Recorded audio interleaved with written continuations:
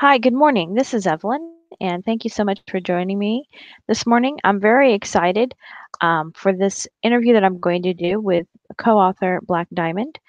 Thank you so much for joining me today.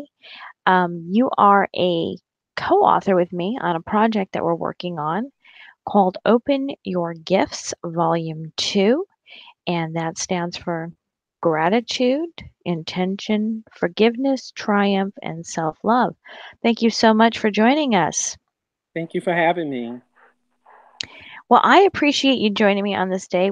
This is a second recording, as I mentioned before, so I'm going to try my best to recreate this for everybody out there listening. Um, I absolutely love the content we had, so I'm going to do my best to have this unscripted, but everybody enjoy your flow of conversation and what you brought to this. Thank you again. So, my first question I have for you, and I'm very delighted to have you along with this journey on this book that we're releasing. I want to know and pick your mind. What are you reading right now and why?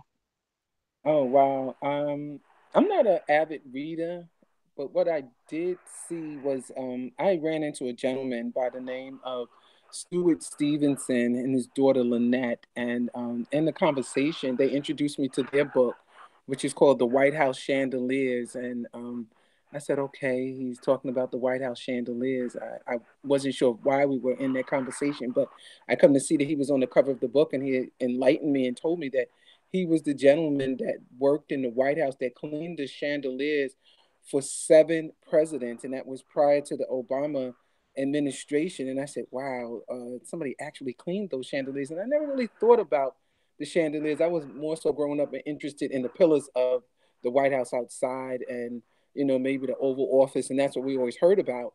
But for him to be cleaning the chandeliers and to be keeping them as bright as they were, and it was just amazing to learn that he was doing it. And what else I find interesting was that Mr. Stevenson is an African American gentleman, and he was in the White House again, cleaning the chandeliers for 7 presidents. I said, this is history, and I don't think too many people know about this. And I said, this needs to get out. People need to read about. They need to learn about African Americans in the White House, doing more than what people would think that they were doing. That this gentleman, okay, of course he was cleaning, but he was actually cleaning the chandeliers. He was cleaning the windows, and you'll see pictures of him throughout the book doing different things in the White House. I said, this is interesting. So I have my children reading the book because I said, this is a must. You have to learn this part of history that's probably not going to be told in the school system. So I said, yeah, this would be great in the school systems as well. I agree. It sounds like a fascinating book. The last time we talked, I added that to my reading list and I went on a search for it. And I'm proud to say that I've ordered it. And those are the kind of behind the scenes pieces of history that I always find the most intriguing. We've always heard the phrase, the winners write history, and usually it's dominated by whoever's in power. And I like to hear that there's these generational stories that go past one term, and it's kind of a on the wall perspective of what's really going on. So that's on my to read list. Thank you so much for sharing that with me. What an amazing story! And if the walls could talk, I'm sure he's got some fantastic stories. So almost the chandeliers are talking, maybe. Yes. So I have another question for you. What are you listening to and why? Any special podcasts, authors, music? I think I've been in my zone lately, and that's been with Aretha Franklin since her passing. I just can't get enough of just listening to her and missing her voice. Just over and over again, the many songs that she had sang and the duets that she had sang with the people. Just watching the footage of her on different shows, stage awards, and just learning so much about it. And I said, you know what? And I can say that I'm actually ashamed that you don't learn about people until they're gone. And I said I should have done my history a little bit better. We all have our favorites with who we like to listen to, and just it's just something that I should have done. And so now I'm going back throughout Motown and listening and learning a little bit more. We see on television unsung, but they're not tapping into what we're seeing right now with her music. they'll tell us a little bit about it. They'll give us a little bit of the gossip, but I want to know more about her. I want to know more about the music industry as far as who was there and how they came about and where they were at. They're giving us bits and pieces, but I want more. And since her passing, I've learned a lot about her, and I believe a lot of it is accurate. So I've just been listening to her, and another favorite of mine is Patti LaBelle, and I'm just listening to their music, and I'm going back into that genre of time to hear from them, their music, what was going on back then, because that's our roots. So why not go back? It's bringing us to where we're at now and to the music that a lot of our youth are listening to. But me, I'm old school, so I like the music. That's really insightful. I love Patti LaBelle, and I too have not listened to enough um, of the old stuff. And it's interesting you should bring these two together. You just talked about the chandeliers in the White House. We lost Senator John McCain, and then we have another loss. And it's right. We don't pay attention until we lose somebody, and that's a shame. It's a shame, but we can correct it. Thank you for sharing with me on that. And I'm gonna have to go do some additional listening and again learning about our past. I mean, both of them broke. I'm sure the gentleman in the White House and Aretha Franklin. She broke through a wall that we probably don't have enough information on. Right. I think people are so busy digging for negative things that they're not looking at the positive outcomes of so many people that we hear about. You're listening to news, but it's a lot of negative things because that's what people are buying into. Oh And yeah, they absolutely sad to say, but absolutely, I agree with you. So I have another question for you, and I want to know as a woman who and I'm sensing this theme. I'm kind of going with this with the ladies that I'm talking to. I'm noticing that we have a lot of ordinary that are women that are actually very extraordinary. And I want to pick your brain on this. What is your favorite quote? I don't really have a favorite quote. I just go by whatever is happening, and I listen to a lot of what my mom says to me on a daily basis. My mom is 93 years of age, so I don't want to have a favorite quote of someone else. I love to listen to what my mother says to me, and anything that she says or quotes that I remember of growing up. One of the things that I can remember her saying is, "It's nice to be old, but it's sad not to live to be old." And I never knew what she meant by that growing up, but now I think I know. My mother, again, is 93, and she is number 14 of 16 children, and she's the last one left.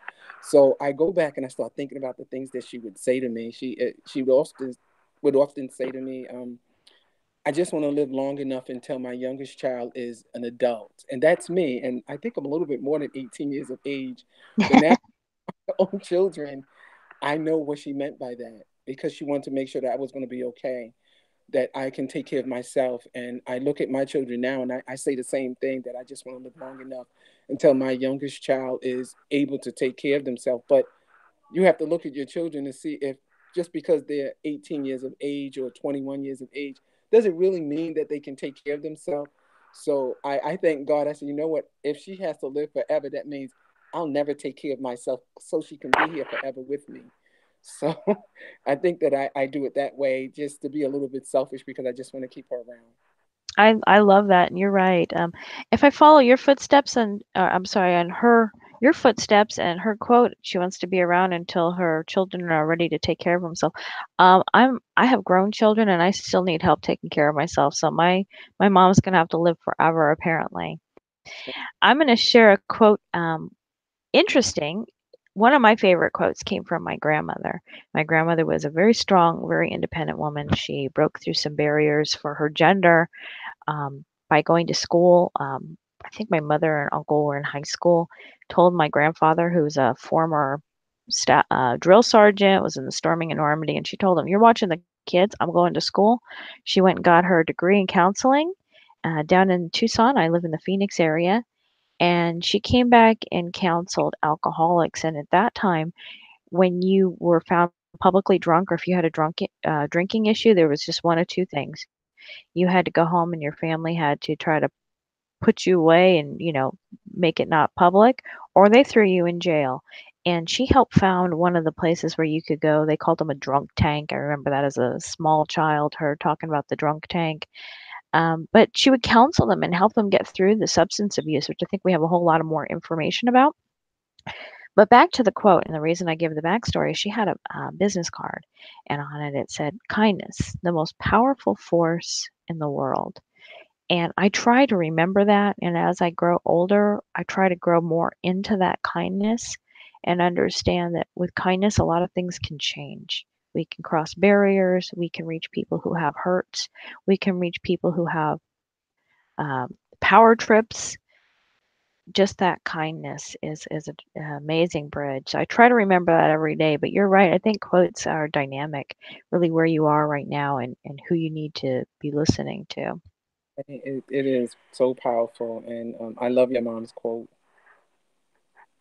It's, I have it up at work and people ask about it. So I might make little magnets that I can start passing out. So I did some Facebook stalking on you, and I noticed that you have not only contributed to the book that we're co-authors on and the project that we're on, but you have some other books on there. Can you share about those? Would you mind? Oh, yes. The first book that I've written was a memoir. It's called In My Mother's House.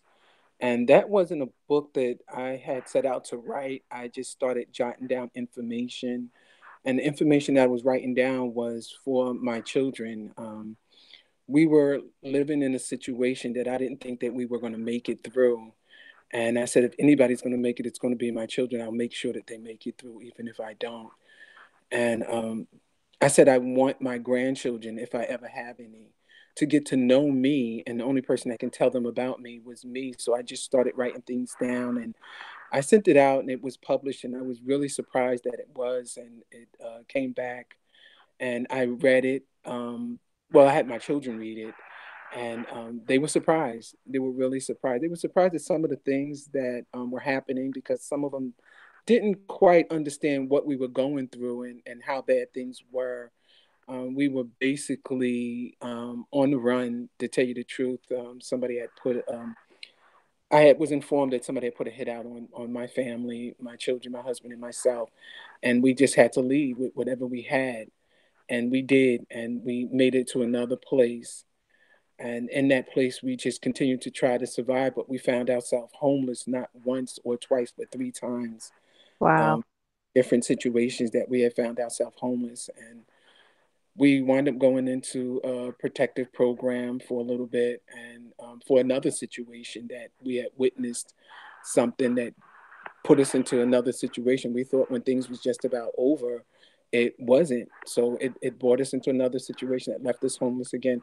Homeless doesn't actually mean you don't have a place to live. It also means that you don't have an address. And at that time, we did not have an address. We didn't have a place we can go back to because we knew what would have happened if we did. So we kept it moving and until that case was over. And we were very happy to find out that we was able to come back out in a way that was normal for the kids, the ones that did not know what was going on. We kept that from them. Just recently, we started sharing with them why certain situations were happening, and they didn't know. They just thought that was regular life. They was able to go out at certain times.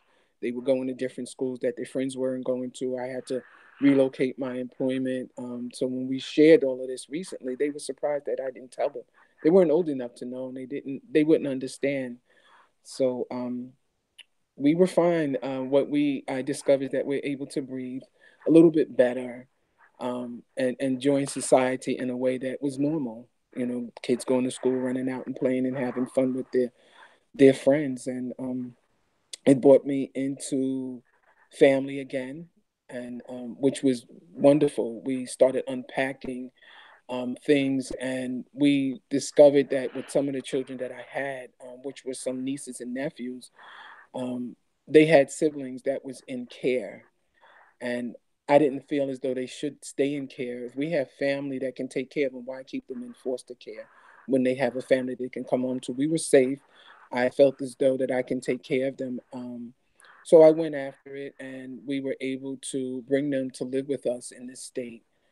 And while they were living with us, one of the children had asked me, why did I take them out of foster care? Why were they in their family? Why was I trying to adopt them? And I thought they knew.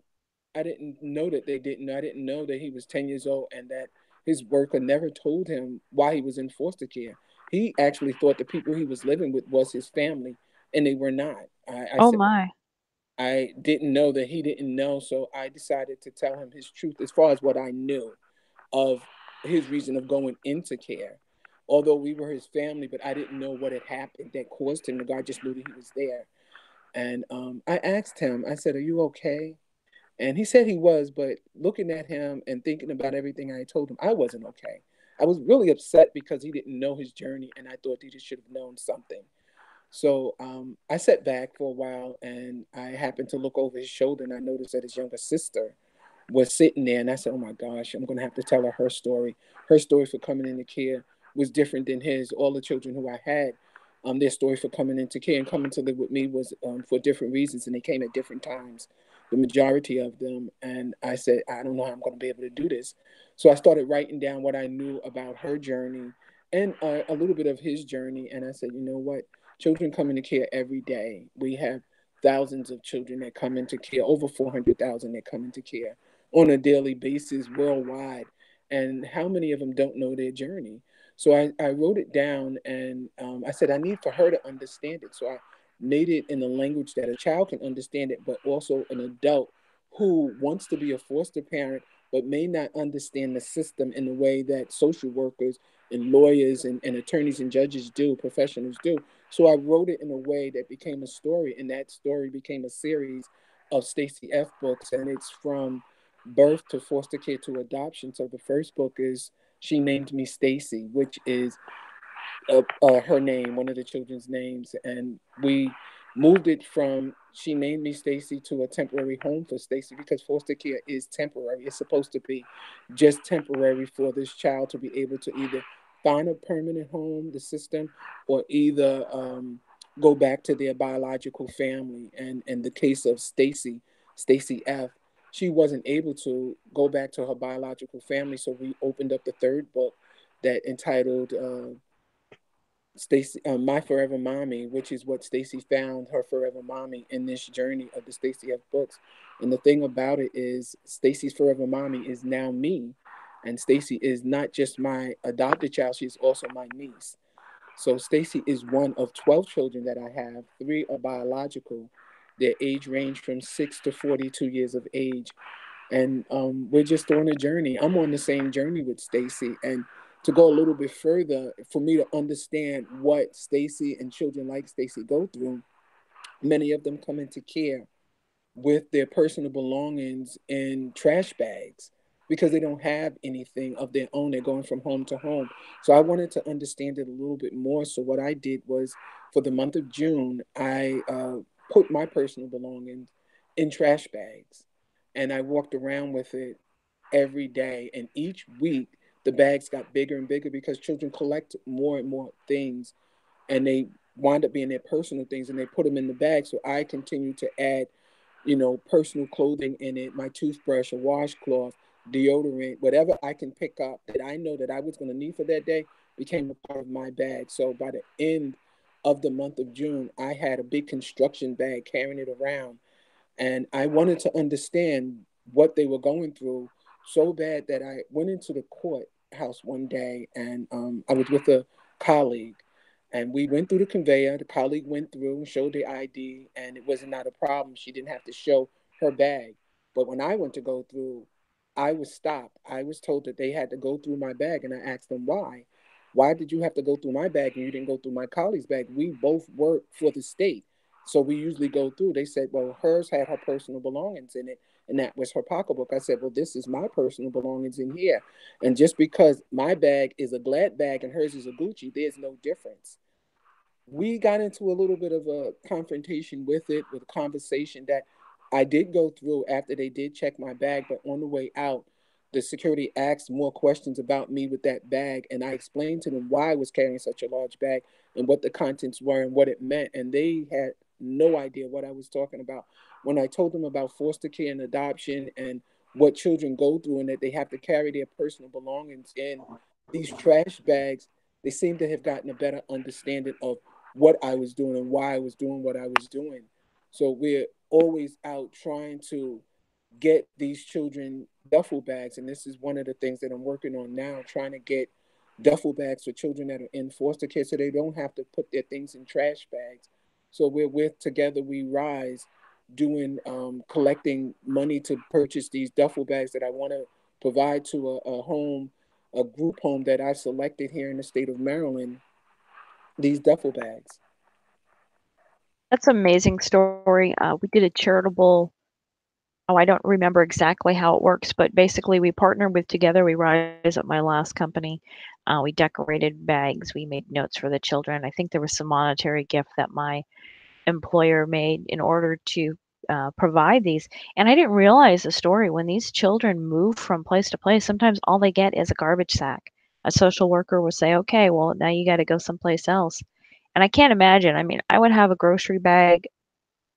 My car is full of my stuff. My house is full of my stuff. And just to be boiled down to one garbage sack, the psychological effect on those kids must be just devastating. I mean, you look at it and you look at like your garbage.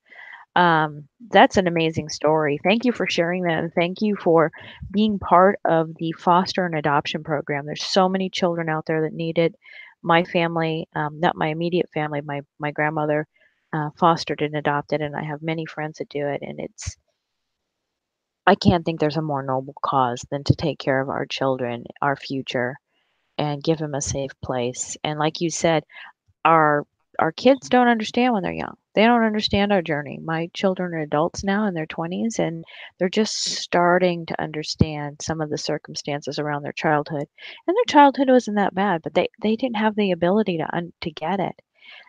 So I have another question for you. When people want to purchase these books, particularly around the foster and adoption program, is there a way they can contact you? Do you have a website or something we can share with the audience? I'll put that in the text underneath the interview when I put it out. Yes, Stacey F now has her own website, so it's staceyf.com. They can go in there and they can purchase the books. We also have a coloring activity book that we included. We see that so many children come into care, and it's hard to engage them when they're either taken to a foster home or they're just sitting at the agency waiting to be placed. So we are hoping that they would use the coloring and activity book to engage these children. You may get some information from them once you present the book to them, or even if you make a copy of the page and give it to them and you're talking to them, whatever the activity is, they may open up and say that they do this with their grandmother or they've been here with an aunt. This is how you can get their information as far as who the grandmother is or who the aunt is, and they may know where they live. Or the child may be into to a new foster home and they may not want to eat. So there may be something in the book that is talking about food, and you may understand at that point that this child may be allergic to it or they may like that. And this is the way of you getting them something to eat, at least for that night. So we're going to continue Right. to work on different tools of working with foster kids and families to be able to bring them together and to help them engage and just be a family. What an elegant solution to a problem on how to get to know a child. Just allowing them kind of some creative expression and you can just pick up those pieces. That's awesome. I absolutely love that. Thank you so much for what you're doing. I keep saying thank you, but I don't know what else to say about that. It's just really great. Now, and I understand you wanted to give away a copy of the book, correct? Open Your Gifts. Yes. Okay, great. So what I'd like to do is, if you don't mind, I'm going to ask you a question, and then I'm going to pose it to the audience, and so they can answer underneath the post, and then we'll just pick a random person, and I'll let you do that, and then you can connect with that person, so they'll have a personal connection with the author and understand, and you can, however you guys decide to do that. So my question I want to ask to you is, how do you measure success? Wow. I don't. measure success because it means so many different things to different people. I just find what's best for me and what works for me, and I proceed with that. What may be good for me is not good for somebody else, or we may go about it in a different way. We may get the same result, but we may have to go about it in a different way. So I don't try to measure success. I think it's better just to find out what is best for that individual, and then just proceed from there and just learn from the process and just to keep it moving. Understand. Well, let me just tell you, I think you're a success. I'm very impressed by all the work that you're doing. I'm honored that we're working together on this same project.